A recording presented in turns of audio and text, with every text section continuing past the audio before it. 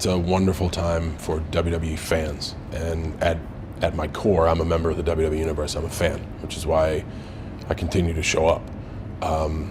Oftentimes, we as a company look towards one superstar to kind of pave the way. For the first time since, I would say, along my debut, when you had names like Brock Lesnar, Randy Orton, John Cena, Dave Bautista, Shelton Benjamin at the same time, now we have such a plethora of gifted young talent, and there's no end in sight. Just when multiple superstars make the transition from NXT to Raw or SmackDown, it seems like new superstars pop up overnight at NXT. This is the most talent-rich environment I think that WWE has ever had, and it just shows a tremendously bright future for WWE as a whole.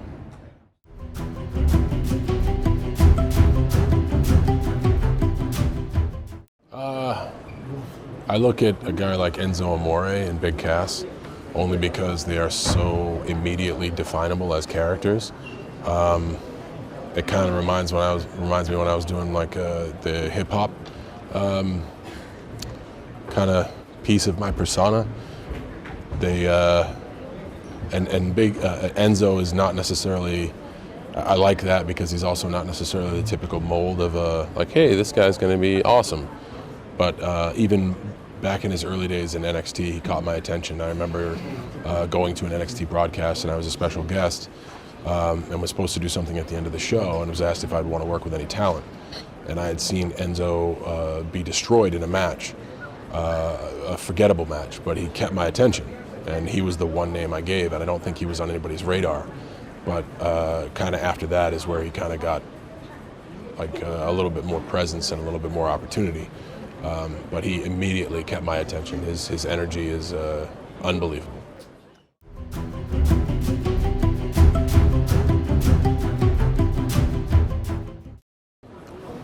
So it's a weird and fickle profession, and you have to appreciate winning and losing the same.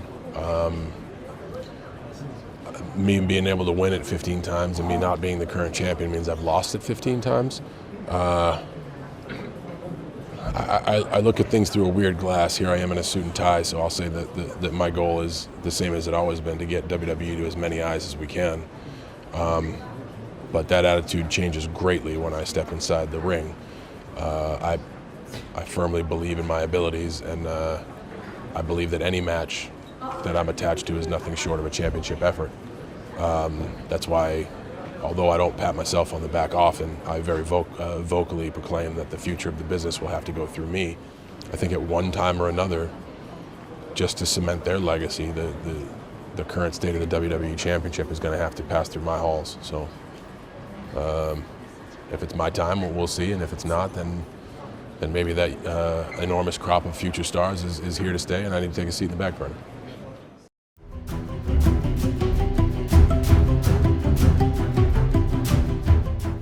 I'm a pretty forward thinker. I do not dwell on the past at all. Today is a career high point, because I remember 6 years ago saying, why are we not in China? And then excuse after excuse after excuse, which was just that. And the bottom line was we just needed to do the work and get here. And it involved a lot of people working together, but a lot of people putting in hard work. I'm glad I could be kind of the front man to reap a lot of the benefits, which I do not deserve. A lot of the people behind the scenes should be credited with doing the hard work to get to today to happen. But today has happened. We're moving forward. So I'll answer the question as similarly as I can answer. Everybody's like, hey, do you have a favorite match? My next one. Because that means I'm still in the mix and I still get to go out and do what I love.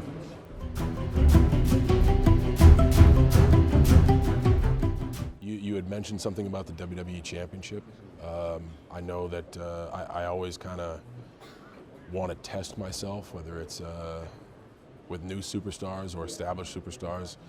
And I know that Roman Reigns has carved out quite a niche for himself, and has all the attributes to be a successful WWE superstar for some time to come. I've heard he's good. I'd like to find out just how good he is.